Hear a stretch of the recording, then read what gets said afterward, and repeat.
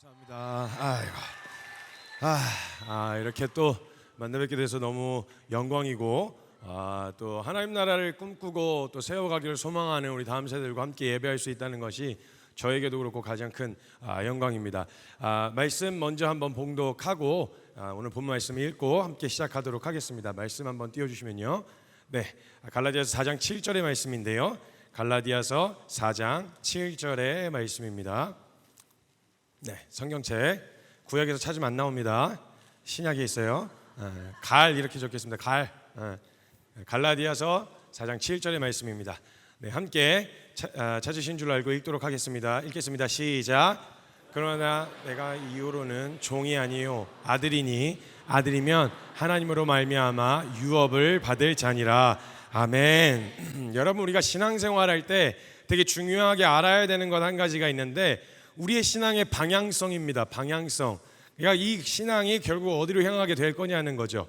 근데 과정이 없이 과정과 방향성에 대해서 목적지와 목표가 설정이 제대로 안 돼 있으면 그 과정이 되게 어려워요. 예를 들면 살을 뺀다, 다이어트를 한다 이렇게 했을 때요, 다이어트를 하는데 몇 킬로까지 감량을 하겠다라고 하는 정확한 목표치가 없으면 내가 지금 오늘 운동을 하고 살을 빼고 있는데 언제까지 해야 돼? 이걸 어디까지 해야 돼? 몇 킬로로 만들어야 돼? 언제까지 안 먹어야 돼? 이게 되게 막연하게 느껴집니다. 그래서 성경에서 말한 분명한 우리의 신앙의 방향성이 존재합니다.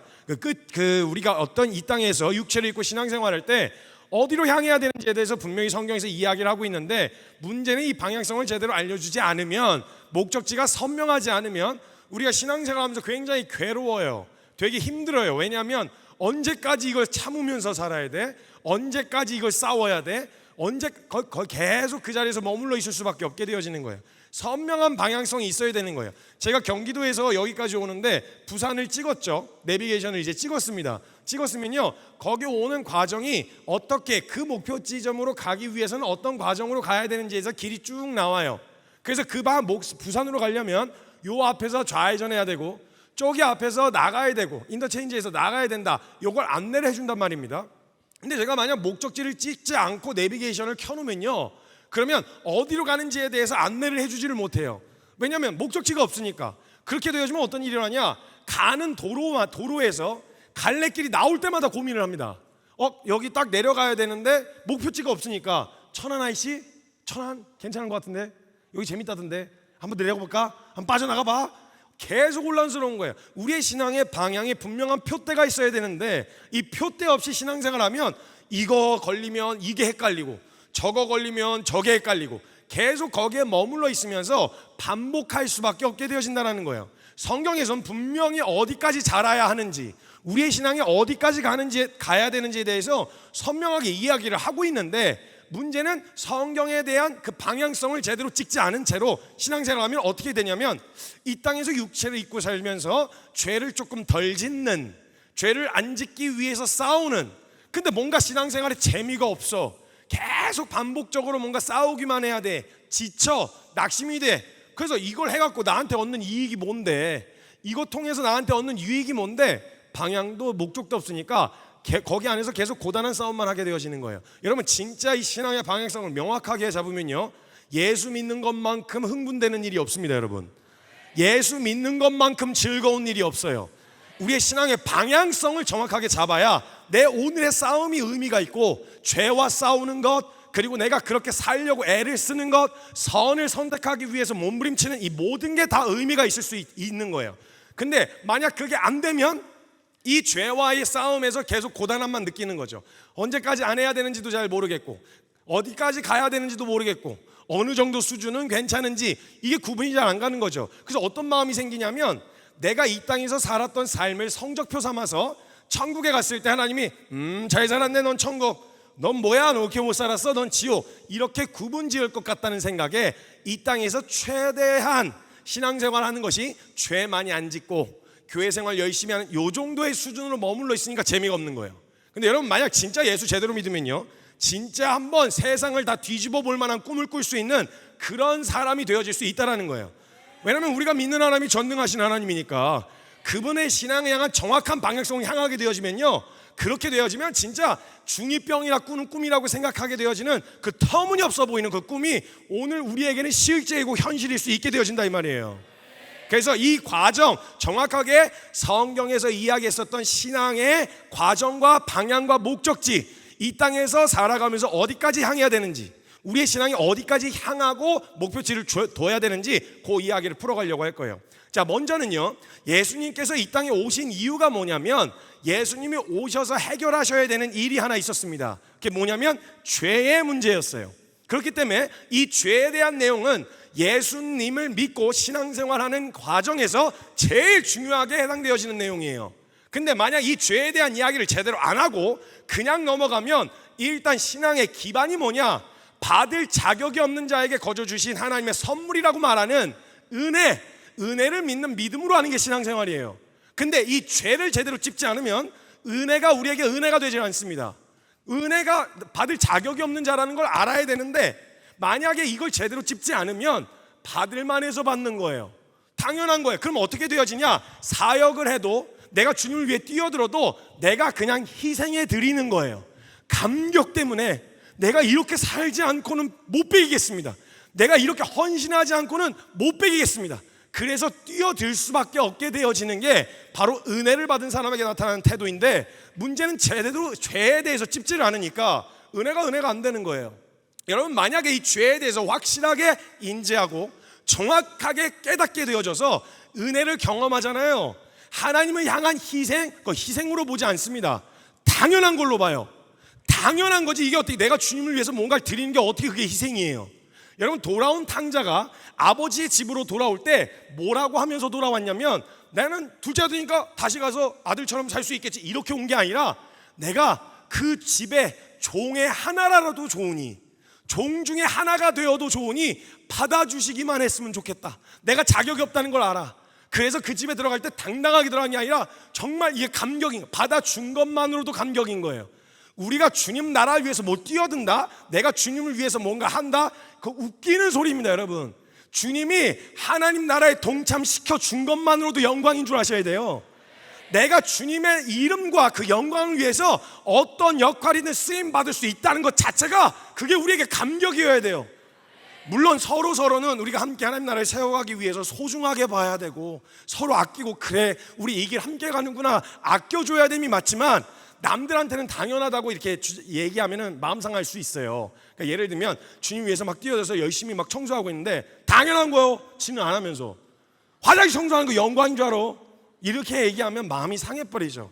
그래서 그 걸음과 그가 하나님 앞에 뛰어든 걸음을 축복해 줘야죠. 블레싱 해줘야 되겠죠. 그러나 우리 스스로가 생각할 때는 하나님이 맡기셔서 뭘 시키시든 영광이죠. 제가 늘 고백하는 말이 있어요. 제가 20년 사역을 하는데 그 중에 10년을, 지금도 마찬가지지만 10년 동안을 노가다만 했어요. 그 노가다만 하면서 진짜 다른 거 없이 그냥 청소하고 밥하고 빨래하고, 이게 그냥 제 주된 사역이었어요. 그리고 나서 그 이후에 제가 말씀을 사역을 전하면서 돌아다니는 일들이 좀 생기게 되어졌고, 공동체로 함께 살면서 사역을 하고 있다 보니까 그 안에서 당연히 있어야 될 노가다들도 하게 되어지지만요, 제가 늘 믿음으로 고백하는 게 있는데 뭐냐면, 주님이 만약에 다시 돌려보내셔서 평생 너의 사역 가운데 평생 동안에 노가다만 하라 그러셔도 아멘이냐? 그럼 저는 영광 할렐루야입니다, 이렇게 고백하겠습니다 라고 항상 고백했어요. 다시 노가다만 평생 하라고 하셔도 아멘입니다. 여러분, 어떤 역할을 맡아도요, 주님이 시키셨다고 하면 영광이에요. 그냥 일을 하면 그냥 일을 하는 건데요, 왕이 시킨 거면요, 왕의 명령에 이행하는 자이기 때문에요, 그 사람은 그 자체 업무가 뭐냐에 상관없이 날 부르신 왕의 명령에 순종하는 거기 때문에 영광인 줄 안단 말이에요. 저도 가끔 막 고단해서 막 지칠 때가 있어요. 막 힘들 때도 있어요. 근데 그때마다 제가 마음을 되새기면서 항상 주님 앞에 고백하는 또 믿음의 고백이 하나 있어요. 써주셔서 감사하지요, 그냥.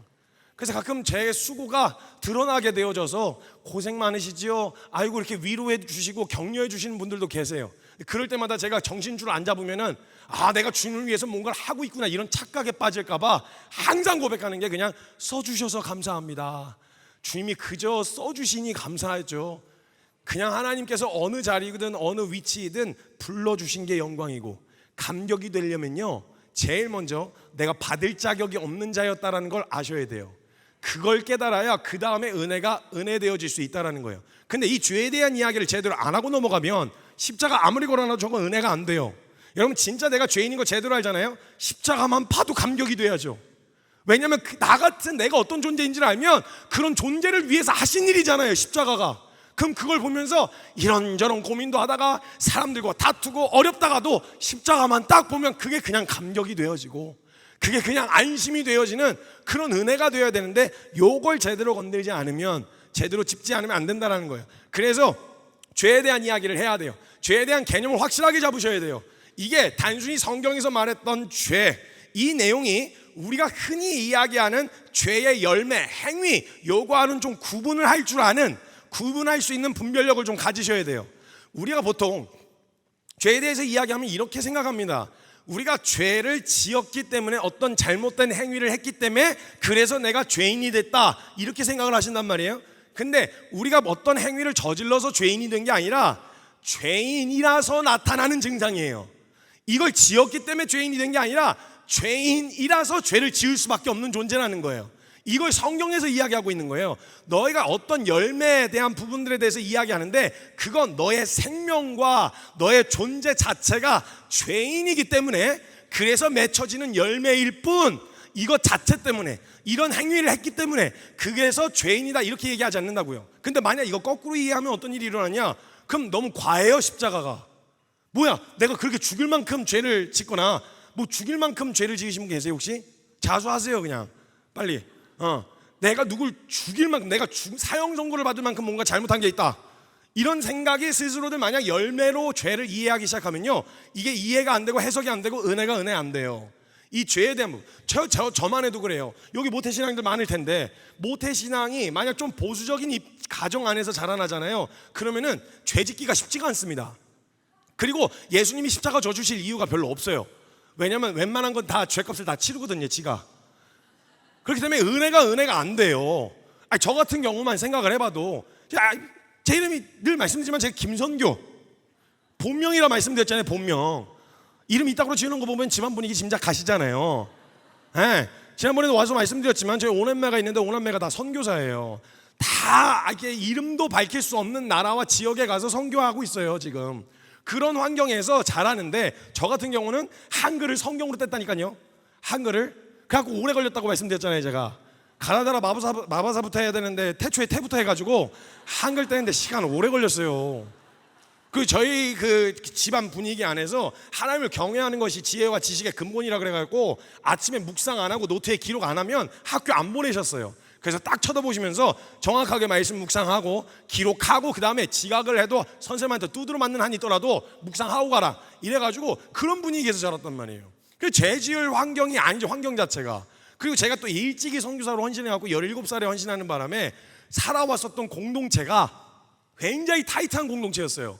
그 규율과 어떤 이런 기준들이 굉장히 타이트했어요. 그래서 저는 고등학교 때 들어가서 이제 사역을 시작했는데, 저는 이성을 좋아하는 것도 죄인 줄 알았어요.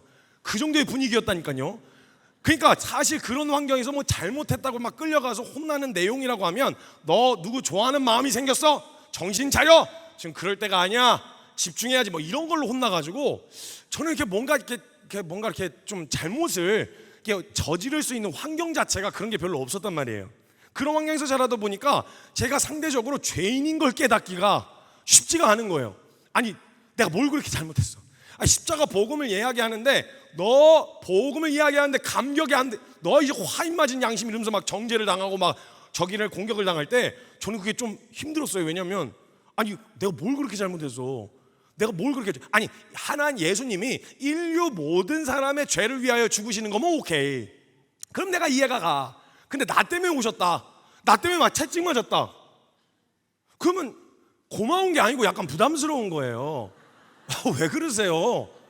내가 맞았는데 왜 또 맞고 그러세요? 아니, 주님 공의로우시잖아요. 눈에는 눈, 이에는 이. 그럼 한 대 맞았으면 끝나야지 왜 또 맞으시냐고. 이게 잘 이해가 안 되고 납득이 잘 안 됐었단 말이에요. 그러니까 죄를 열매나 행위로 이해하면 은혜가 은혜 안 된다. 그래서 로마서 5장 20절에 이야기하잖아요. 죄가 더한 곳에 은혜가 넘쳤다.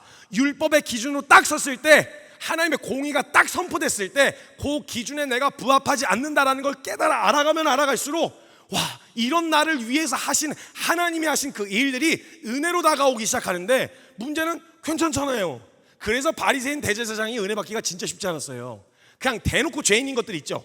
누가 봐도 죄인인 것들, 그런 것들은 이제 은혜 받기가 쉽죠. 왜냐면 누가 봐도 죄인이니까 나 같은 놈을 위해서 오셨다고 이게 막 그냥 얘기만 들어도 눈물 퍽 쏟아지는데 문제는 이게 저 같은 모태신앙, 그래도 조금 정통 모태신앙도 있잖아요. 좀 보수적인 딱 집안 안에서 막 그냥 이렇게 했었던 그런 환경에서 자라면 이게 쉽지 않단 말이에요. 또 저희 부모님이 어린이들 대상으로 사역하는 단체에서 오래 계셨었어요. 그러다 보니까 어린 아이 때부터 잡으셨죠. 어린 아이 때부터.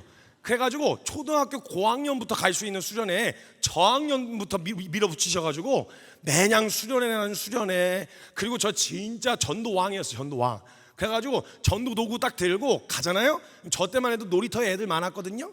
거기 가가지고 한번 싹 전도 도구 들고 돌고 오면요, 매주 30-40명씩 애들 데리고 교회 갔어요. 그래서 맨날 전도상 탔거든요. 근데 왜 전도상은 맨날 성경이야? 왜? 그래가지고 성경책이 새 거가 이만큼 쌓여있었어요. 이만큼.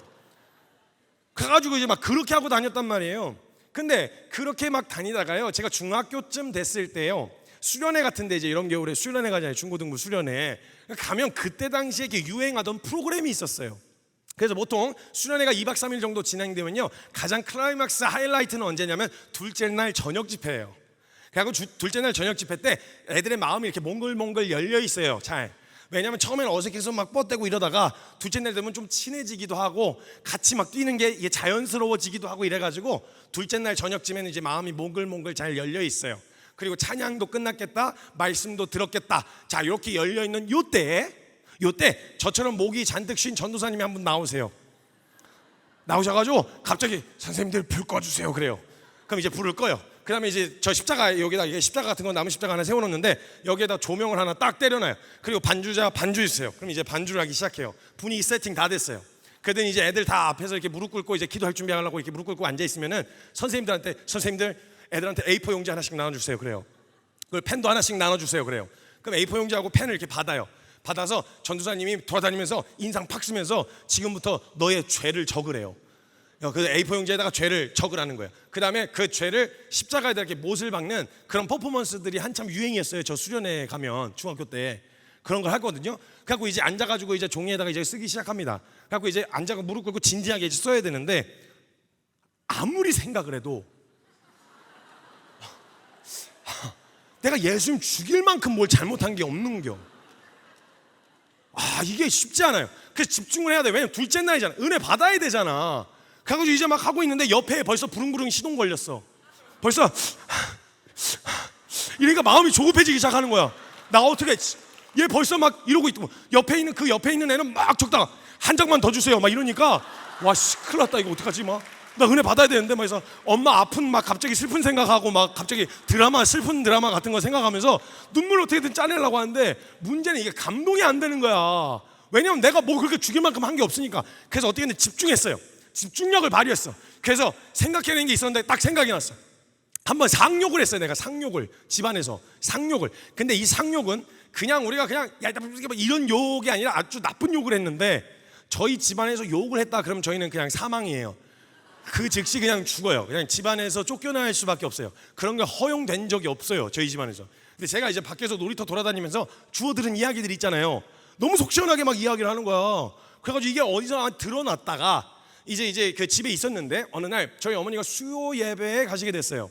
수요 예배에 가시게 돼가지고 가는데 이제 저희 바로 위에 누님이 계셨는데 저희 바로 위에 누님이랑 저랑 둘만 있었어요. 그때 저희 어머니가 제가 게임을 하고 있었는데 게임을 한참 하고 있었는데 저희 어머니가 이제 그 수요 예배를 가셔야 되니까 저희 누님에게 저를 부탁하면서 이제 가신 거예요. 그래서 선교 게임 1시간만 하게 해. 왜 그런지 모르겠는데 왜 게임을 1시간만 해야 돼요? 1시간 20분도 아니고 30분도 아니고 맨날 1시간이래. 1시간만 하게 해. 그리고 맡아서 이제 꼭 1시간 안에 끄게 해야 돼. 이렇게 얘기를 해놓고 어머니가 가셨어요. 수요 예배를 드리러. 근데 그때 저희 누님이 그렇게 평상시에 이렇게 막 잘 친하게 잘 놀고 그러던 사이가 아니 나이터울이 좀 있어서 왜 그런지 모르겠는데 그때 그런 오다를 받으면 왜 그런지 모르겠는데 누님들이 이상한 사명감이 생겨가지고 반드시 끄게 하리라. 내가 그 시간 안에 반드시 끄게 하리라. 이런 이상한 사명감이 생겨요. 그래가지고 15분 전부터 알람을 하는 거예요. 그래서 친구들이랑 게임을 하고 있었는데 옆에 오더니 컴퓨터 옆에 모니터 옆에 이렇게 서요. 그랬더니 시간을 째깍째깍 재다가 15분 남았을 때 야 15분 남았어 알람을 해주는 거예요. 그래서 제가 알겠어 알겠다고 이렇게 얘기를 했어요. 근데 안 가고 거기 계속 서가지고 5분마다 알람을 해주는 거예요. 야 10분 남았어, 야 5분 남았어. 그러니까 그렇게 하다 보니까 제가 약이 바짝바짝 오르죠. 그래가지고 그 약이 바짝바짝 올라가지고 그러고 있었는데 정각이 됐어요. 근데 어머니 안 계시니까 좀 더 하고 싶잖아요, 친구들이랑 게임을. 좀 더 할 생각을 하고 있었는데 야 정각이야 컴퓨터 꺼 이러는 거예요. 이미 마음이 상했어요 제가 그때. 그리고 대답을 안 하고 있었어요. 컴퓨터 끄라고. 너 엄마한테 다 말한다. 컴퓨터 꺼.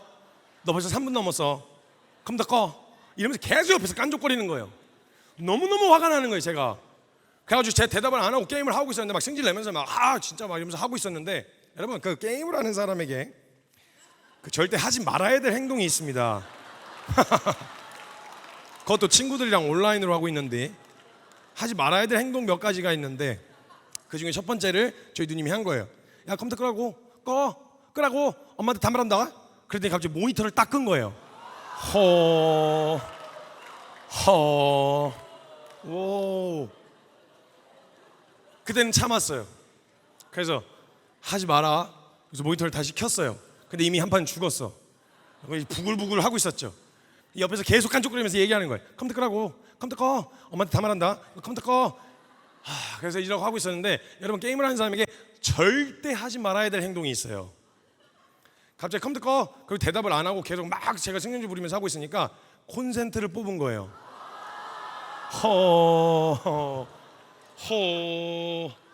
그래서 자리에서 일어났어요. 누나하고 이제 싸우기 시작했는데 뭐 남매가 막 주먹 다짐하고 싸우겠어요? 이제 한 번씩 주고받고 미는 거 아시죠? 하지 말라고 이렇게 해서 한번 밀면 하다가 하지 마 하다가 너도 하지 말라고 이래서 서로 한 번씩 밀다가 감정이 격양이 되기 시작한 거예요. 그래가지고 제가 한번 확 밀면서 저희 누나한테 쌍욕을 한 거예요. 야 이 삐삐삐 이러면서 욕을 한 거예요. 그때 갑자기 저희 눈이 저희 집안이 그렇게 눈이 큰 집안이 아니거든요. 갑자기 눈이 땡그리지는 거예요. 근데 갑자기 막 여기서 물이 점점 고이더니 후두둑 떨어지는 거예요. 뭘 오야 잠깐만. 나 진짜 이거 하나 짚고 넘어가야 돼. 형제님들 딱 기다려. 내가 복수의 사이가 딱 기다려. 자매님들 나 진짜 이해 안 되는 거 하나 있어요. 그거 어디 스위치가 따로 달려 있는 거예요 그거? 그냥 나와. 근데 그게 또 분리할 때만 나와. 세상 논리적인 것처럼 얘기하다가 자기 분리해지면 갑자기 주르륵. 나 진짜 보시면 아시겠지만 제가 어디 가서 말싸움으로 지는 타입이 아니에요. 그래서 제가 웬만하면 말싸움을 안 해요. 왜냐면 말로 사람 조질 수 있다는 거 알기 때문에 제가 웬만하면 말싸움 안 해가지고 제 아내하고도 원래 별로 말싸움을 잘 안 하려고 그래요.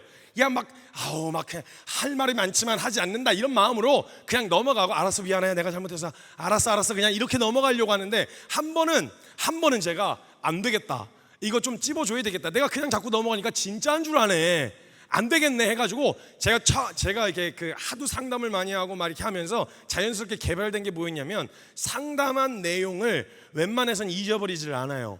몇 년 전 상담 내용도. 그래가지고 얘기할 때 너 몇 년 전에 이렇게 얘기했었잖아 막 이런 걸로 막 찝어서 얘기를 하거든요. 그 다음에 잘못 걸리면 안 돼요. 근데 제가 아내가 한번 너무 모순된 이야기를 하길래 그냥 감정 서운하고 어렵다 그러면 그냥 그렇게 하면 되는데 막 뭐 논리적인 것처럼 막 얘기하길래 안 되겠다, 한번 찝어줘야 되겠다 해가지고 잠깐만 지금 이거 같은 상황인데 너 6개월 전에 얘기할 땐 그렇게 얘기 안 했거든? 기억나지? 이러면서 제가 하나하나 기다려 딱 기다려. 그래서 제가 막 했어요. 그래가지고 막 몰아붙였어요. 그래갖고 너 6개월 전에 막 그렇게 얘기하는데 지금 이제 와서 이렇게 얘기해. 너 기억났지? 너 지금 기억 안 난 척 하지 말라고. 너 그때 분명히 같은 상황이었는데 반대 입장이었어 너. 근데 갑자기 이렇게 돼. 너 그래서 99%다 이겼어요 제가. 논리적으로, 그 다음에 상황적으로, 팩트로, 모든 걸로 다. 그래서 딱 1% 회개하고 돌이키고 저한테 용서를 구하는 일만 남았었어요. 그래서 제가 막 몰아붙였죠. 얘기해보라고. 얘기해봐. 인정하고 돌이키고 미안해 이렇게 하는 게 제가 생각한 시나리오였어요. 근데 다 이겼거든요. 그래서 제가 다 이긴 것처럼 이렇게 하고 있었어요. 얘기해보라고 막 이렇게 하고 있는데 제 아내가 눈이 동그랗거든요. 땡그래요. 근데 갑자기 다른 거 놀리고 나발이고 아무것도 필요 없어. 그냥 갑자기 이렇게 가만히 서 있다가 거기 이게 눈물이 후루룩 이게 고이다가 후두둑 떨어졌는데 딱 한마디면 돼요. 놀리고 철학이고 다 필요 없어. 그래, 니 잘났다. 이 한마디에 나 진짜 어이없네. 생각하니까 또 화나네. 그 뒤에 갑자기 제가 빌고 있어. 미안해, 내가 죽일로 미안해. 쓸데없이 논리적이었어, 미안해 이러면서 제가 빌고 있는 거예요. 나 그거 진짜 이해 안 돼. 그거 저도 어디서 들은 얘기인데 그거 자매님들 그거 무기로 쓰시면 안 돼요. 그거 나쁜 거예요. 그 창조하셨을 때 주님이 그 만드신 재질 자체 때문에 그게 쓰시면 그 무기로 쓰시면 안 된다고 저도 어디서 들었어요. 남자를 진흙으로 만드셔가지고 물에 약해요. 닿으면 녹아버린다고. 그 무기로 쓰시고 분리할 때 무기로 쓰고 그러면 안 된다고. 그럼 이거 듣던 이제 남자들은 등신같이 또 그거 듣고 있다가 울면 되는 거야 분리할 때? 뭐 이렇게 하면 안 돼요, 형제들. 그럼 진짜 등신돼요. 왜냐면 누가 그러시더라고요. 여자는 재질 자체가 뼈다구라고. 그래서 물에 강해요. 아담 갈비뼈 뽑아가지고 만들었잖아요. 그래가지고 물에 강해갖고 이씨 이러면서 막 울면요 진짜 등신돼요 그거. 그래서 그렇게 울고 그러게 하지 마세요. 어찌됐건 갑자기 저희 누님이 그걸 딱 그 욕을 딱 들으시더니 욕 먹을 짓 했잖아요 솔직히. 근데 갑자기 오열을 하기 시작하시는 거예요. 막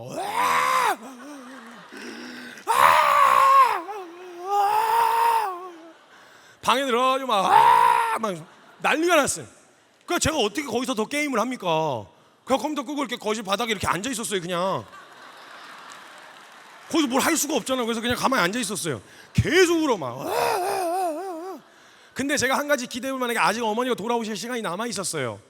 그리고 만약에 저희 누님이 그렇게 울다가 걸려서 뭐 때문에 울게 됐는지 이유를 저희 어머니가 듣게 되시면 전 진짜 죽어요. 그래서 한 가지 기대해 볼 만한 게 있었다면 저희 누님은 혈육이잖아요. 같은 핏줄이라고요. 그러니까 제가 어떻게 욕을 했다는 사실이 부모님께 알려주면 제가 어떻게 되는지는 아니까 그 얘기는 안 하겠지. 그 전에 멈추겠지. 멈춤 가서 사과해야지 이런 생각을 하고 있었어요.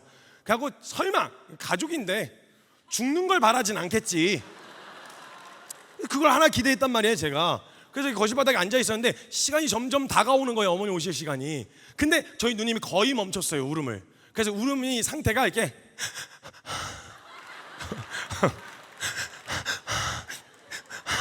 다 멈췄어. 오케이, 이제 조금만 있다가 이제 사과하러 가야 되겠다 이렇게 생각을 하고 있었거든요. 근데 저희 집이 그때 이렇게 나무 판잣집 같은 데서 살고 있었어요. 그래가지고 초인종이 필요 없었어요. 그 나무 이렇게 파레트 같은 걸 입구에다가 깔아놨는데 그걸 이렇게 밟으면 와자작 이런 소리가 나거든요. 어머니가 오실 시간이 돼가지고 어머니 들어오는 소리가 들리기 시작한 거예요. 와자작. 그래서 제가 사과해야 되는데 지금 타이밍을 놓친 거예요. 그래서 이렇게 해서 몸을 일으켰는데 갑자기 그 발자국 소리 듣자마자 저희 누님이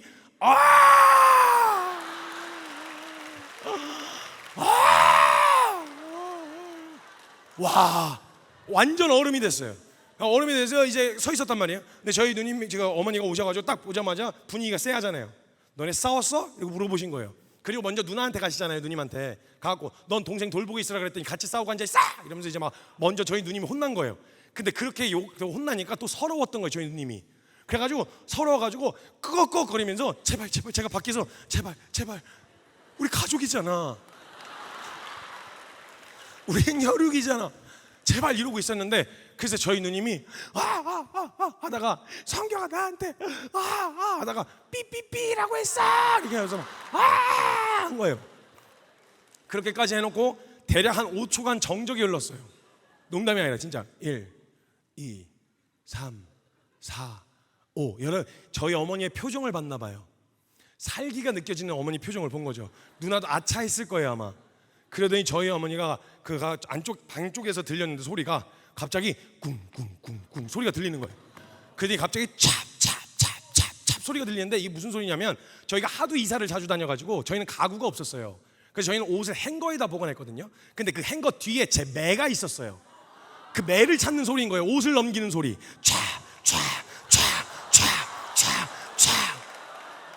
소름 막 밖에 서가지고 어쩔 줄 모르고 도망갈 수도 없고 이걸 어떻게 그런데 그 제 매가 죽도였거든요. 죽도를 딱 들고 어머니가 방에서부터 걸어 나오신다. 무슨 사무라이인 줄 알았어.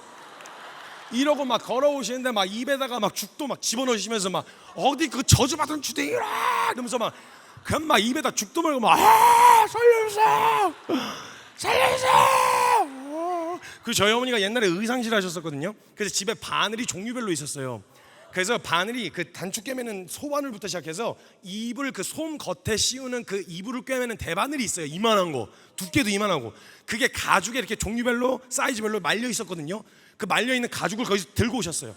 제 앞에서 쫙 펼치셨는데 저 무슨 그 고문 도구 같아요. 그냥 보면 가죽을 쫙 펼치셨고 앞에 쫙 했는데 가장 두꺼운 바늘을 꺼내셨어요. 그런데 갑자기 가스레인지 가서 달구셨어요. 근데 와가지고 주댕이 제 입을 이렇게 잡으시고 꿰매버린다고 일로 와 이래가지고 막 화난 표정으로 씨를 막 제 앞에서 이렇게 하면요, 이 퍼포먼스가요, 와 진짜 경기 나요. 경기가 나.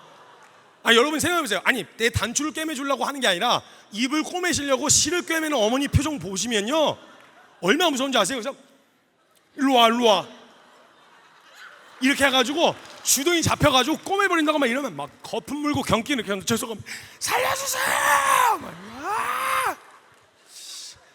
저는 누나한테 쌍욕한 이 사건에 대해서 지금까지 회개하지 않았어요. 왜냐하면 회개할 이유가 없어요. 왜냐하면 제가 죄값을 다 치렀거든요. 주님이 대신 죽어주실 이유가 없어요. 내가 치렀다고. 그러니까 여러분 죄를 행위나 열매로 이해하면 이렇게 된다고요. 죄가 죄처럼 여겨지지가 않아요. 근데 이게 그 A4 용지에다가 그거 썼어요.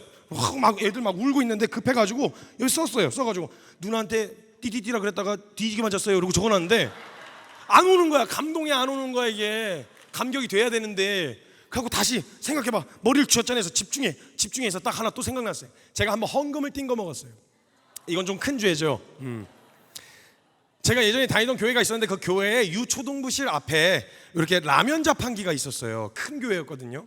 왜 그런지 모르겠는데 라면 자판기가 있었는데 제가 유초등부 시절에 라면 자판기인데 그 자판기에서 뜨거운 물을 부어서 나오는 자판기였어요. 아주 혁신적인 아이템이죠. 요즘에 뭐 한강라면 이런 기계가 있다지만 그 예전에는 그런 거 없었는데 그러니까 애들이 맨날 줄 서 있었어요. 거기 교회 가면은. 근데 거기 부유한 집안에 애들이 많이 다녔거든요. 그리고 친구가 항상 저를 맨날 라면을 사줬어요. 사줬는데 어떻게 사나이가 맨날 또 얻어먹기만 해요. 사줘야지 한번. 근데 문제는 돈이 없잖아요. 그래서 가만히 생각해봤는데 어머니가 용돈을 안 주시는데 매 주마다 헌금을 꼬박꼬박 주셨거든요. 그 헌금이 딱 생각난 거예요. 그래서 그걸 마음으로 계획을 세우다가 주일날 저희 어머니가 예배 드리는 장소에 가서 예배 드리는 것까지 이제 해주시고 이제 예배 잘 드려 그리고 헌금 쥐어주시고 이제 본 예배를 드리러 가셨고 저는 어머니 올라가시는 것까지 본 다음에 친구한테 가자 이래갖고 라면 자판기 앞에 줄을 섰어요. 그리고 제 차례가 돼가지고 그 주신 1,000원을 가지고 쭉 밀어 넣고 그때 라면이 500원이었거든요. 버튼 하나 누르고 돈이 차감이 된 상태로 친구랑 이제 얘기하면서 기다리고 있었어요.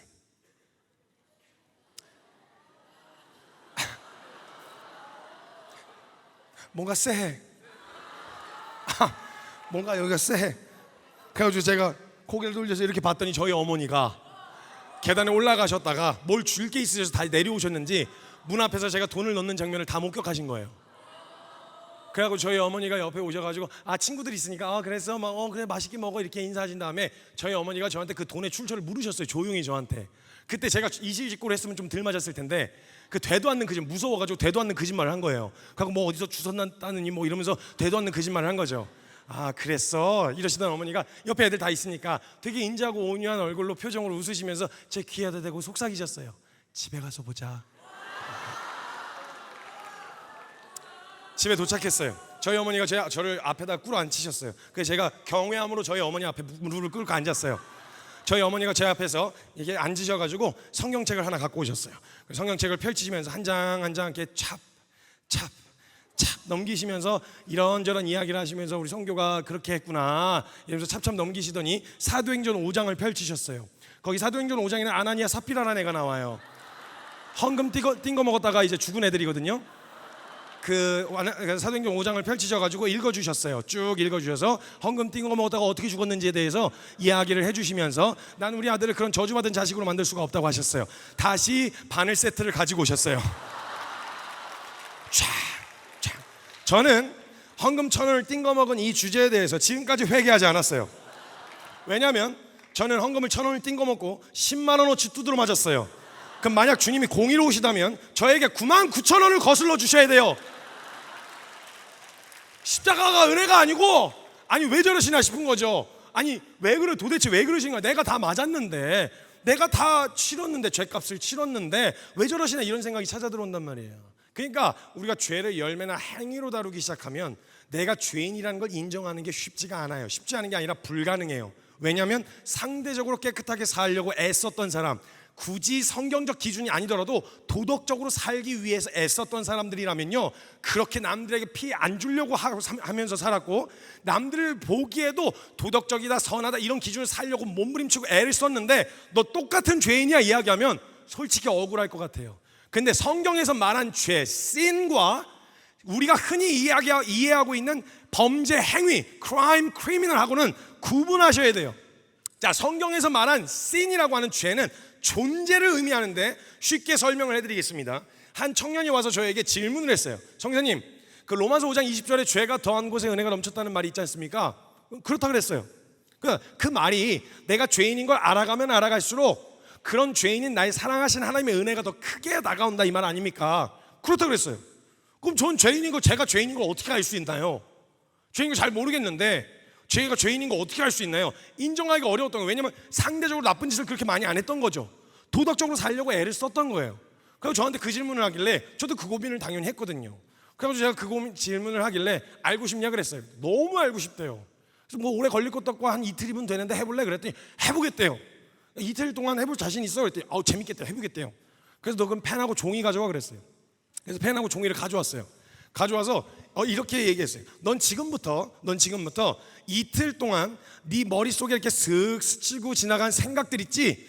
누굴 보면서 들었던 생각, 그 대상이 누구였으며 그 대상과 무엇을 어떻게 하고 싶었었는지 그 너의 생각들을 그대로 워딩으로 노트에다 적어라 그랬어요.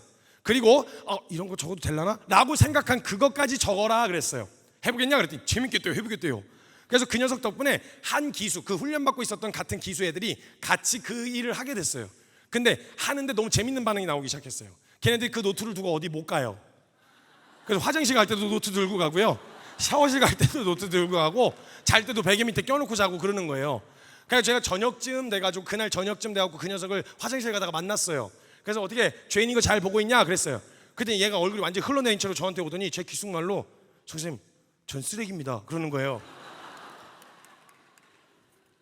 마저 봐라, 계속해, 마저 봐 이랬어요. 그리고 나서 이틀째 되던 날 와가지고 다시 다 같이 둘러 앉았어요. 그래서 죄인인 거 봤냐 그랬더니 거의 대여섯 명이 다들 자기는 죄인이라는 거예요. 와, 자기는 그냥 쓰레기래요. 자기는 그래도 재활용은 될 줄 알았대요. 근데 재활용도 안 되는 일반 쓰레기래요. 태워야 된대요. 막 격하게 죄인인 걸 막 인정하는 거예요. 그렇게 이제 은혜스럽게 끝내면 좋을 텐데 전 또 한 번 시작하면 끝을 봐야 되는 스타일이어가지고 그렇게 끝낼 수가 없었어요. 저한테 질문한 녀석을 이렇게 세웠어요. 거기 사람들 다 있었는데 거기서 발표해라 그랬어요. 그 노트를 전부 다. 잠깐. 자, 여러분, 그 놈이 누군지 아세요?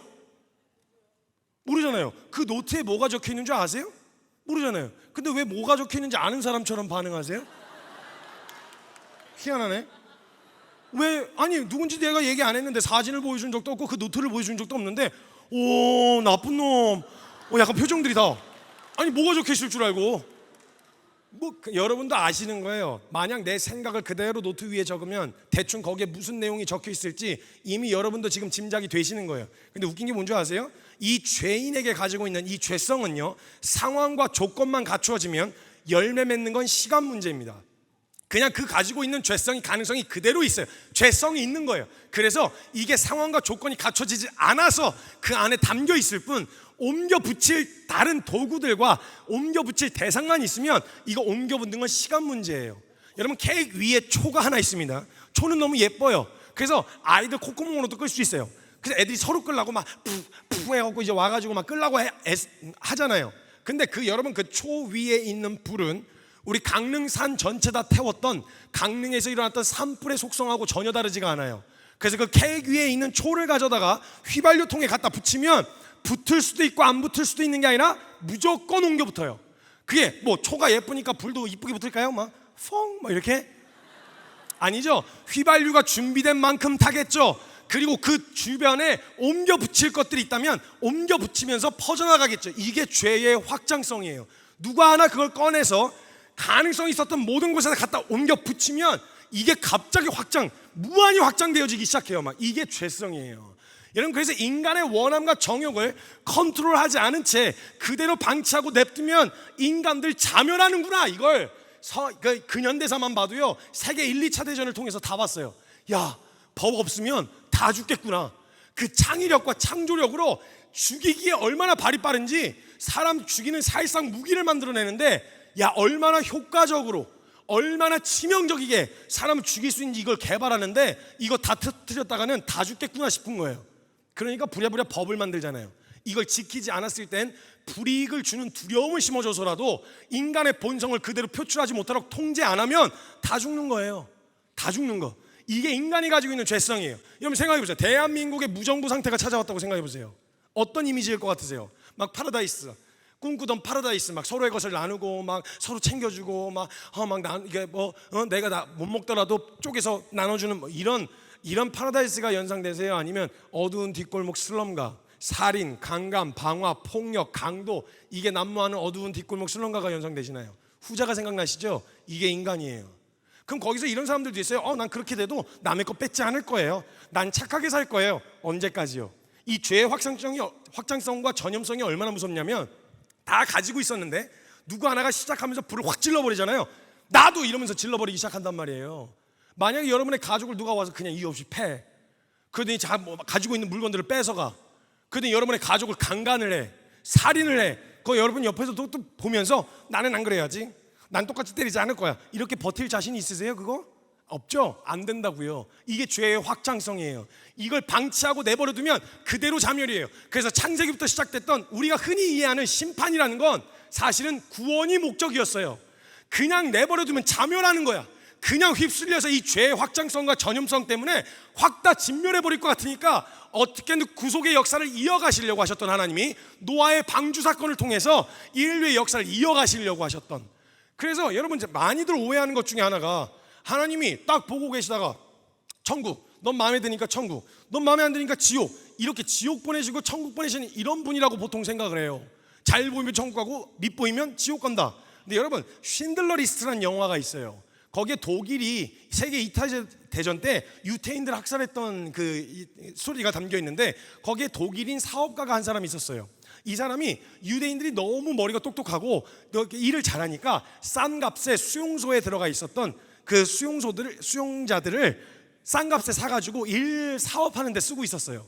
근데 일을 너무 잘하는 거예요. 근데 거기 아우슈비츠 수용소라고 들어갔다 하면 살아서 나올 수 없는 수용소였거든요. 근데 거기서 그 독일 사업가가 유대인 몇 명을 돈을 주고 사가지고 일꾼을 써요.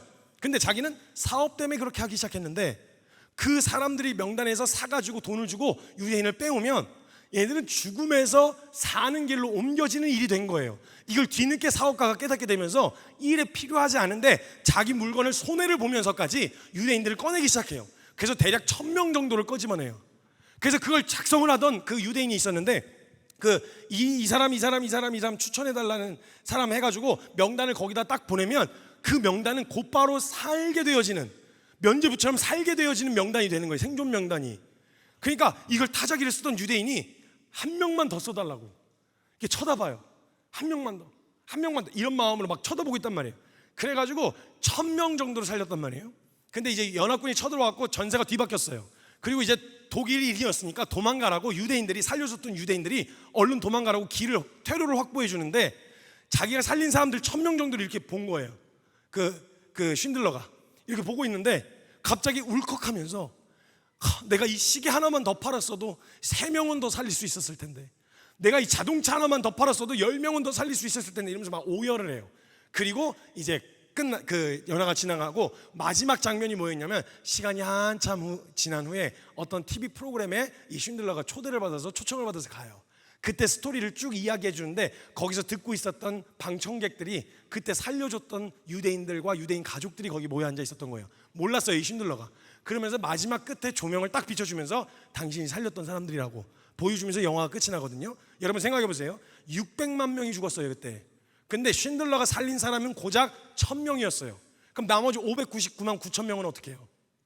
쉰들러한테 599만 9천 명을 살리지 못한 책임을 쉰들러에게 물을 거예요? 아니죠.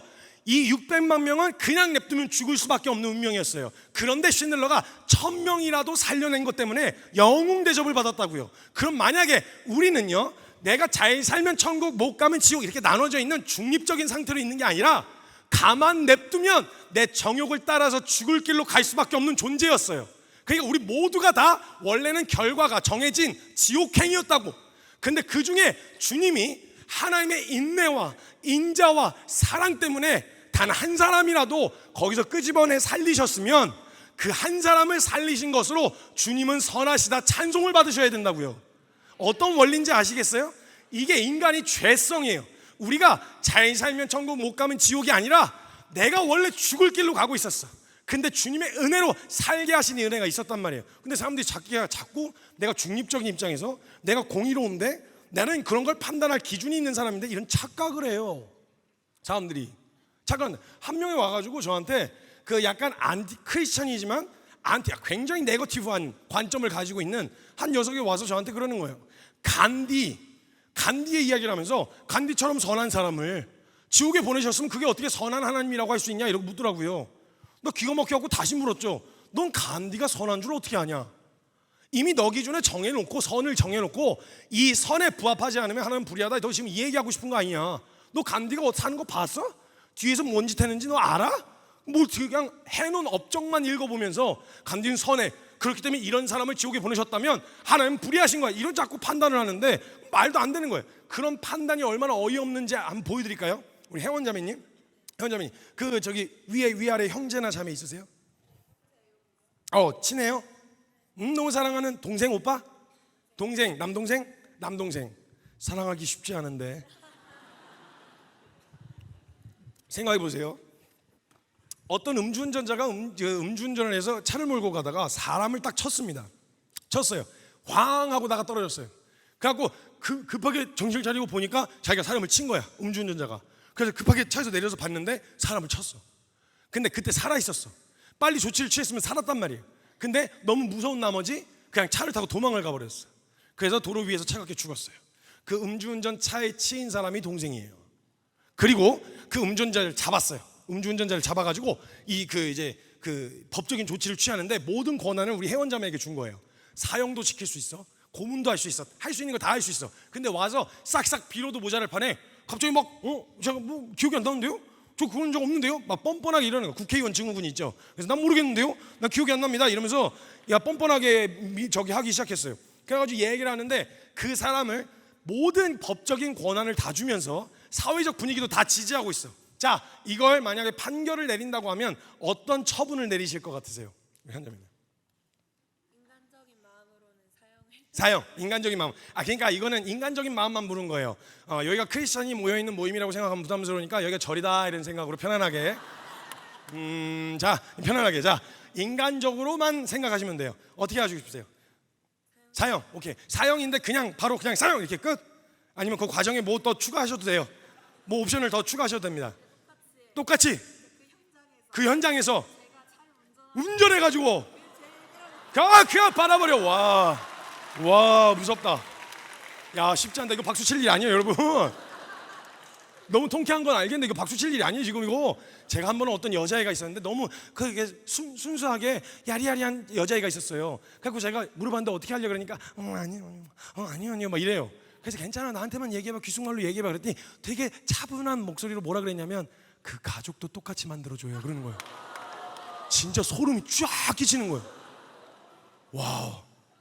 오케이. 자, 여러분 같은 상황입니다. 같은 사건이에요. 근데 우리가 입장만 바뀌면 어떤 정서가 느껴지는지 한번 보세요. 같은 상황, 같은 사건인데 음주운전자가 동생이에요.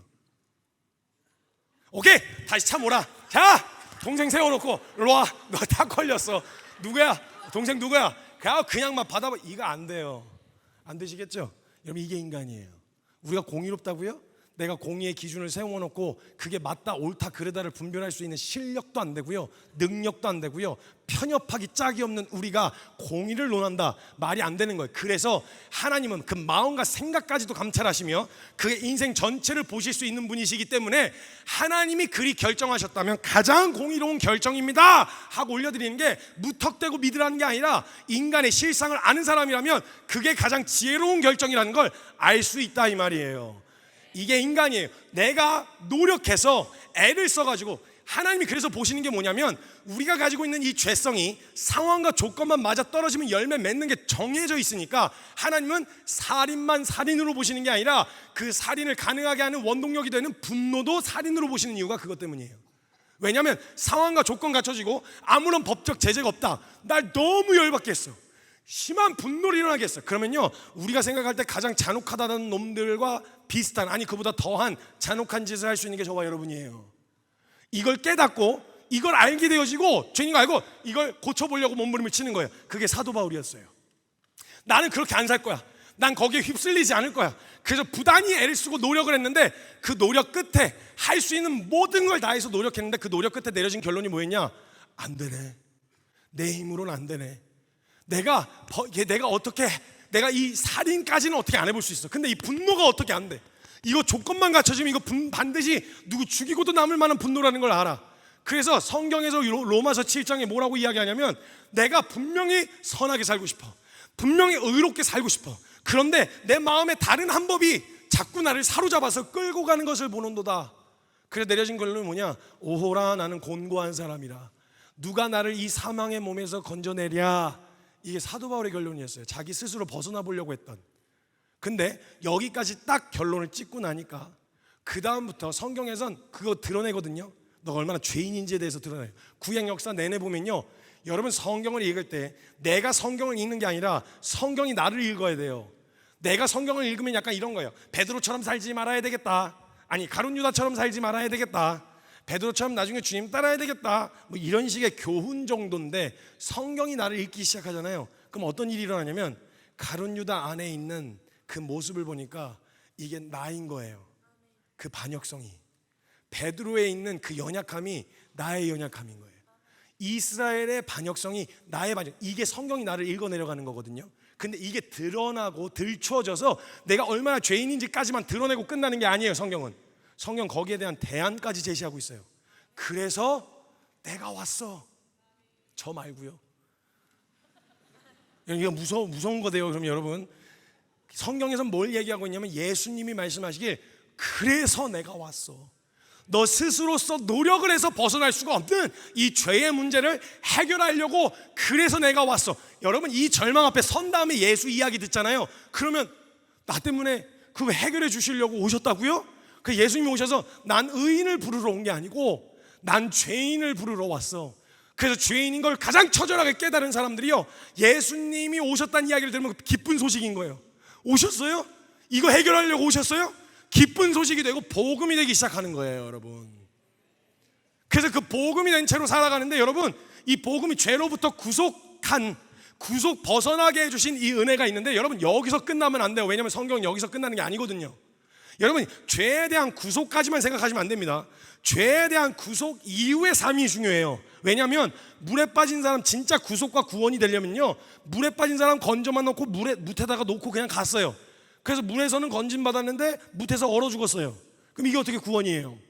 구원을 한다는 건 완벽하게 건져낼 뿐만 아니라 새로운 생명을 살아가게 하는 조치까지 취해야 되잖아요. 그런데 그 다음 죄인으로서는 벗어났어. 그 다음에 방향성이 없으면 또 방황해요. 그냥 죄를 안 짓는 게 목표라고요. 죄를 안 짓는 게 신앙의 전부라고요. 그렇게 되면, 왜냐면 구원받았는데 더 이상 죄 지으면 안 되니까. 근데 거기서 멈추는 게 아니라 예수님을 통해서 하나님이 원하셨던 건 뭐냐? 그 이후에 하나님과 우리와의 관계였어요. 무슨 관계냐? 이가 아들을 믿는 자마다 하나님의 자녀가 되는 권세를 주셨다. 하나님과의 관계가 죄로부터 구속받아서 그냥 뻘쭘하게 가가지고 하나님 감사합니다, 시키는지 뭐든지 할게요, 이 정도의 관계가 아니라 이제는 너가 내 앞에 나아오는 걸 두려워하지 않아도 되는, 더 이상 나한테 나아오는 걸 계산하고 망설이지 않아도 되는 자녀와의 관계, 부모와 자녀의 관계, 그걸로 난 너를 여기기로 결정했다. 내 자녀 삼아버렸다. 이 말은 뭐냐? 웬만한 어떤 상황이나 어떤 조건으로도 이 관계가 끊어질 가능성이 없다는 거예요. 하나님이 자녀 삼으셨다는 말은 우리가 하나님과의 관계를 가장 안전한 관계로 묶어버리셔서 내 모습이 어떻다고 해서, 내 그 이후에 죄로부터 구속받은 내 이후의 모습이 어떻다고 해서 날 버리거나 멀리 하실 수 있는 가능성이 없어요. 왜냐? 주님 우리를 자녀 삼으셨기 때문에. 그래서 아들 삼으신 거예요. 제 아들내미가 있는데요, 이 아들내미는요, 제가 강사로 이렇게 말씀 전하고 돌아다니면요, 가끔 강사 대기실에 간식을 조금 세팅해 줄 때가 있어요. 근데 그 간식을 유일하게 강사 이외에 먹을 수 있는 대상이 누구냐? 제 아들내미예요. 허락도 안 먹고 그냥 먹어요. 아들 생명. 왜냐면 아빠 건 내 거, 내 건 내 거. 그리고요, 그 아들을 바라볼 때 자녀의 관계에서는 그 다음부터 성과를 기대하는 게 아니에요. 이 아들의 존재 자체가 기쁨이에요. 자녀의 존재가 기쁨인 거예요.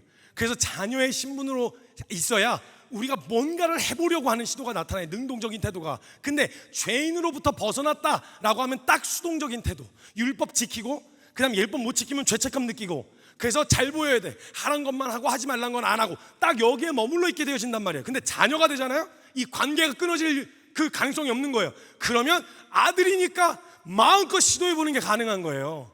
마음껏 주님 앞에 나아가는 게 가능해진다고요. 그래서 아들내미들은요, 뭔가 이렇게 성과를 보이려고 해서 이 두려움이 대상이 아니고요, 아빠하고 그냥 안전한 관계 안에 있는 거예요. 그래서 실력이 없어도요, 뭔가 열매를 가지고 오지 않아도요, 그냥 아버지한테는 그게 기쁨이에요. 존재 자체가. 제 아들내미가 저를 닮은 똥손이에요. 저는 고양이, 호랑이, 토끼 다 똑같이 그려요. 그래서 그때마다 해석이 달라요. 이게 오늘 토끼같이 보이면 토끼예요. 그 다음날 호랑이같이 보이면 호랑이고요. 같은 그림인데. 근데 제 아들내미가 꼭 그걸 닮아가지고 그림을 진짜 못 그려요. 똥손이에요. 근데 어느 날 돼지 감자 3덩이를 그려봤어요. 돼지 감자를 진짜로 거기다 젓가락을 이렇게 꽂아놨더라고요. 그래서 야, 이게 뭐냐, 뭐 돼지 감자 거기다 익었나 안 익었나 확인하려고 젓가락 꽂아봤냐? 디테일하다 너. 괜찮은데 아주 창의적이야. 제가 막 이랬는데 갑자기 그 그림을 보더니 아빠 그러는 거예요.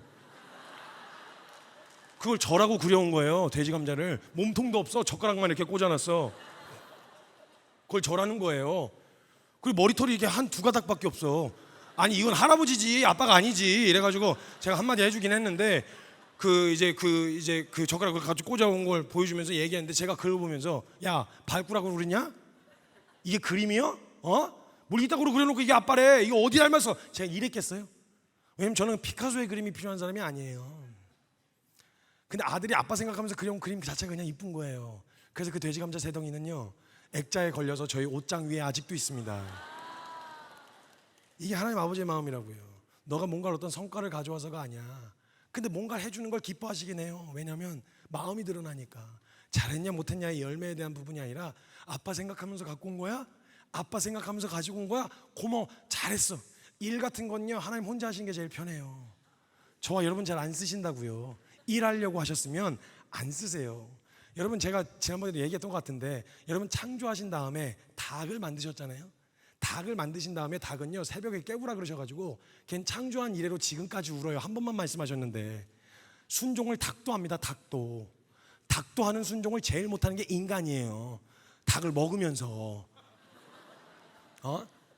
뭘 시키면은 맨날 불평만. 왜 나만 해요? 쟤는 왜 안 해요? 나만 갖고 그래요? 쟤도 시켜요. 그리고 뭐 기어이 좀 따라 나서면 중간중간마다 동기부여를 해줘야 돼. 언제까지 가요? 쟤는 왜 아직도 안 해요? 왜 나만 하는 건데요? 계속 이러니까 여러분, 사실 쓸라 그러면요, 돌들로도 아브라함의 자손을 만드실 수 있는 주님이신데, 도댕여도. 근데 뭘 일꾼으로 쓰려고 했으면 뭘 저와 여러분을 쓰시겠어요? 안 쓰지, 솔직한 말로.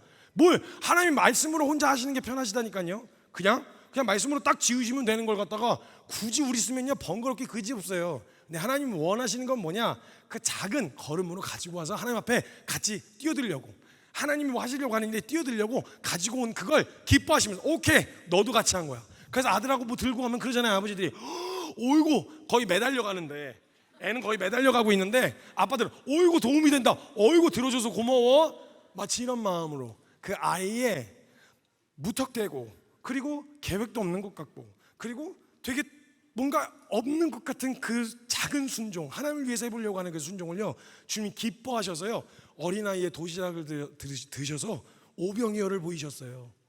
그 일이 되게 하신다고요, 주님이. 그러니까 뭐냐?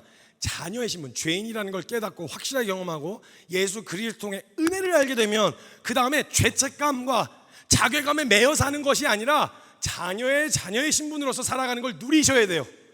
그걸 누려야 당당해질 수 있다 이 말이에요. 내가 뭔가 자격을 갖춰서 된 게 아니야. 존재가 자격이야. 그냥 자녀가 된 거야. 그러니까 사고 좀 치라고. 좀 그리스도인 맨날 위축돼갖고 눈치 보면서 저 사람이 어떻게 볼까, 사람들은 어떻게 생각할까, 이런 생각하면서 맨날 위축이 돼가지고 예수 믿는 거 어디 가서 드러내지도 못하고 그냥 쪽팔려가지고 그냥 드러내지 뭐 이러지 말고 주님이 난 자녀야. 내가 어떻게 해도 주님이 책임지죠. 그리고 주님이 책임질 수 있는 사람들 주님이 책임지시는 거 잘 이렇게 안 보이니까 그냥 눈으로 보라고 교회 목회자님들 두셨잖아요. 여러분 사고 치면 목사님들이 책임지실 거예요. 우리 목사님들만 아멘. 예. 여러분이 만약 주님 나라 위해서 아니 개인이 하고 싶은 거 하면서 사고 치는 거 말고 그건 맞아야 돼요. 두드러 맞아야 돼요. 그거 말고 주님 나라 위해서 뭐 한번 해보겠습니다. 주님 나라 위해서 뭐 학교에 기도 모임 만들죠 뭐. 주님 나라 위해서 캠퍼스 한번 뒤집어 보겠습니다. 이런 마음으로 대책도 없는 믿음으로 뛰어들잖아요. 주님 그거 되게 기뻐하세요. 대책 없는 믿음. 왜냐면 그러면 대책 없는 믿음을 통해서 그 사람에게 대책이 되어 주십니다. 주님이. 그러니까 그런 사람들이 뛰어들게 되어진단 말이에요. 자녀의 신분이라는 걸 잊지 마셔야 돼요. 어떤 모습이어도 그렇다고 막 그냥 깽판 놓고 이 죄에 대한 내용을 제대로 찝지 않고 자녀만 이야기하잖아요. 그럼 무슨 일이 일어나냐면 은혜를 가볍게 여기기 시작해요. 뭐 과거 현재 미래의 모든 죄를 용서해 주셨는데 뭐 그냥 괜찮아 용서해 주실 거야. 이건 가볍게 여기는 거예요. 은혜를. 이건 죄에 대해서 제대로 찝고 넘어간 사람의 태도가 아니에요. 죄에 대해서 확실하게 찝었다면 거기에 대해서 자녀로까지 삼으시는 하나님의 은혜까지 경험하셔야 돼요. 근데 여러분 성경은 여기서 또 끝나지 않습니다. 오늘 읽은 본문 말씀처럼 그 이후에 주님이 또 말씀해 주시는 것들이 있는데 뭐냐, 너희가 이제 자녀로서 살아가면서 장성한 분량에 이르르면 그 다음부터는 하나님이요 어떤 사람으로 보시냐면 하나님 나라의 유업을 함께 이어갈 상속자로 보십니다. 그때부터 후계자 수업을 시작하시는 거예요. 자녀로서 먹여주고 이거 갖고 싶어요, 이거 원해요, 그런 거 얼마든지 구할 수 있어요. 간구, 이게 기도의 방식 중에 하나거든요. 내 필요와 내 원함에 대해서 어린아이와 같은 믿음일 때는 구할 수 있어요. 하나님 이거 해주세요, 저거 해주세요, 바꿔주세요, 이렇게. 근데 거기 머물러 있으면 안 돼요.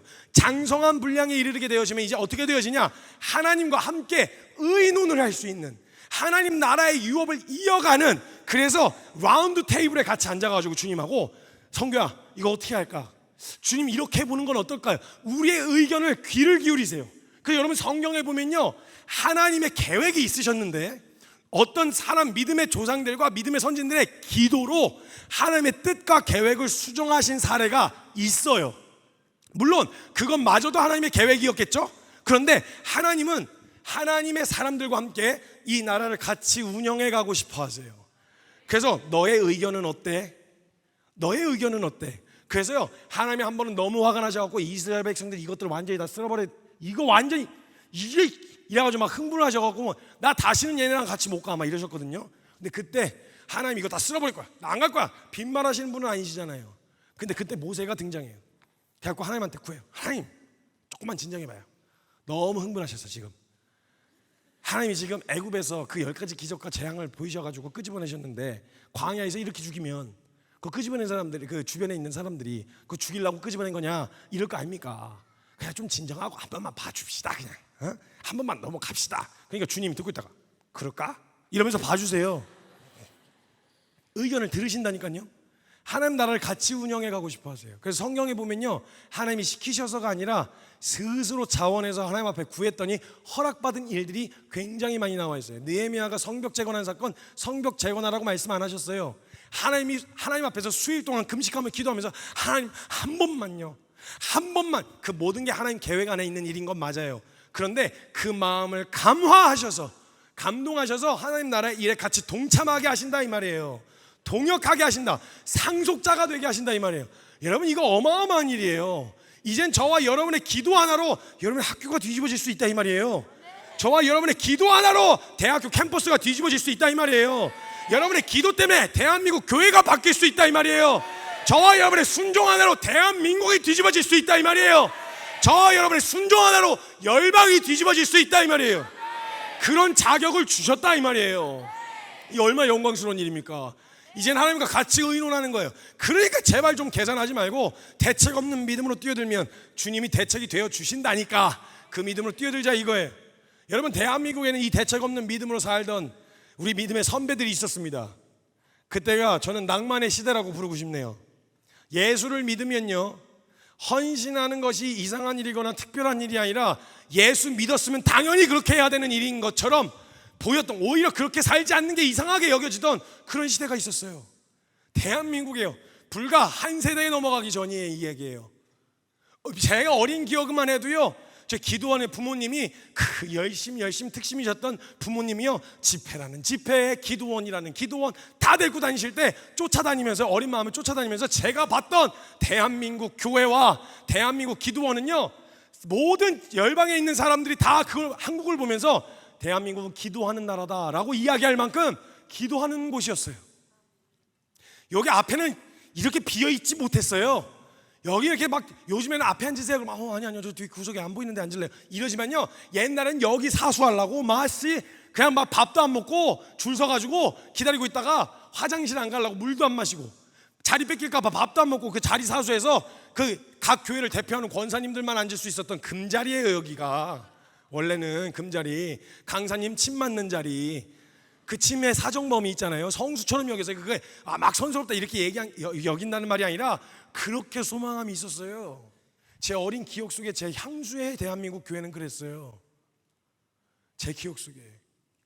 그때는요, 기도 하루에 몇 시간씩 안 하면 그게 어떻게 집사야, 그게 어떻게 권사야, 그게 어떻게 장로야, 이런 얘기가 나올 만큼 예수 믿었다 하면 기도하는 거 당연했고요, 성경 읽는 건 당연했고요, 헌신하는 건 당연했어요. 오히려 그렇게 하지 않아요. 아니 예수 믿었는데 예수 복음 듣고 어떻게 그렇게 살지 않는 게 가능합니까? 이걸 이상히 여기던 때가 있었는데, 이제는 성경을 읽어주십시오, 쫓아다녀야 되고 기도 좀 해주십시오, 쫓아다녀야 되는 저의 기억 속의 향수의 대한민국 교회는 그러지 않았어요. 그 기도원 저녁에 되면은 막 시끄러운 반주기 소리, 막 반주기 소리 나고 막 여기저기서 기도하고 있으면 저희 어머니가 저 구석에 가서 저를 이렇게 앞다리에서 저를 이렇게 품에 안으신 다음에 시끄러운 반주기 소리, 사람들 기도 소리 들으면서 그걸 자장가 삼아서 어머니 품에서 잠들던 제 기억 속에 향수가 있다고요. 학교에서는 여기저기서 이 학교를 기독교 학교로 만들겠다고 청소년들이 일어나가지고 거기 기도 모임을 세우고 거기서 욕을 먹고 뭘 해도 막 거기서 뛰어들어서 예수 믿는다면 당연히 그렇게 해야 되는 거라고 생각했던 때가 있었다고요. 그래서 한때는요, 민족 복음화를 외쳤어요. 대한민국의 민족 복음화. 그때요, 수많은 청년들의 마음이 그 민족 복음화 그 워딩 5마디에 그냥 마음에 불이 붙어가지고, 그래 대한민국 이거 하나님 나라 되게 하자, 하나님 제사장 나라 되게 하자, 이런 마음으로 전국 각지로 쏟아다니면서 무전여행으로 배낭 메고 돌아다니면서 노방전도 하고 말씀 전하고 외치던 낭만이 있던 시절이 있었다고요. 근데 그걸로 또 만족이 안 돼. 그래가지고 이제는 민족 복음화를 넘어서서 세계 복음화를 이루자, 그렇게 외치고 깃발을 딱 드니까 수많은 청소년들은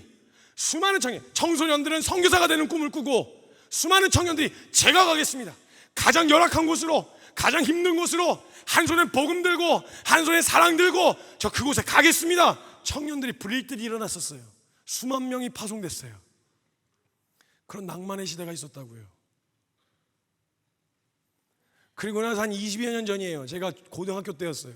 그때 어게인 1907이라고 평양 대부 그 온 나라를 다 뒤집어 엎었었던 회개 운동, 그 무브먼트가 다시 일어났으면 좋겠다는 소망함으로 1907년에 평양 대붕을 회복하자는 마음으로 어게인 1907이라는 집회를 제가 고등학교 어린 마음에 갔을 때요, 거기에 제 보기에 청년들, 형 누나들이 거기 다 둘러앉았는데 기도를 하는데, 마무리 기도를 하려고 하는데 마무리 기도가 끝나질 않아. 그래서 새벽 4시까지 돼가지고 기도 모임이, 집회가 끝나야 되는데 못 끝나고 그 기도가 이어져서 새벽에 첫 차 타고 들어가던 낭만이 있었어요. 그리고 제가 다니던 교회에서도 우리 교회에 있는 청년부 멋있어 보이던, 되게 커 보이던 그 형 누나들이요, 선교지로 파송받아 가면요, 야 꼭 그렇게 살아야 돼? 야 그렇게 사는 것만이 믿음이 아니야 라고 이야기하는 사람이 없이, 와 너무 부럽다, 나도 그런 믿음이 있었으면 좋겠다, 그러면서 그 가는 걸음을 가장 영광스럽게 응원했어요. 여러분, 하나님을 향한 헌신을 비웃을 곳은 세상이지 교회가 아닙니다. 주님을 향한 헌신이 어떻게 극단일 수 있어요? 주님께 우리가 드린 희생이 어떻게 그게 희생일 수 있어요? 우리가 받은 건요, 받은 사랑 이야기할 때는 한마디 안 하다가 우리가 그런 사랑을 주님께 드리자 하니까 그제서야 극단적이에요, 무모해요, 꼭 그렇게 해야 믿음이에요? 이런 얘기가 이게 맞는 이야기입니까? 그때요, 저도 중고등부 애들도 올라오라 그랬어요. 파송식 한다고. 그래서 형 누나들이 거기 형 누나들 둘러싸고 눈물로 같이 신앙생활하던, 어렸을 때부터 신앙생활하던 형 누나들이니까 품에 안고 막 울고, 저희는 뭔지도 모르는데 덩달아 울면서 노래 부르라 그래가지고 그때 알았어요. 주님 나라 위하여 길 떠나는 나의 형제여, 주께서 가라시니 너는 가라. 그래서 선포하고 보내는 이 파송의 노래를 부르면서 같이 오열했어요. 낭만이 있었다고, 이 대한민국에.